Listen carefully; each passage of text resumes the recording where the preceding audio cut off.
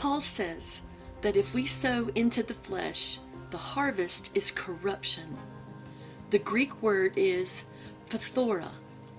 It means decay, corruption, and falling apart. Think of fruit left in the heat. The decay is not random. It's the natural result of what it's exposed to. And Paul is saying our lives work the same way. What we continually feed eventually grows. What only serves the temporary cannot produce lasting life, and eventually it begins to fall apart. But when Paul contrasts this with sowing into the Spirit, because what is planted in the Spirit produces life, growth, strength, endurance, wholeness, every seed becomes something.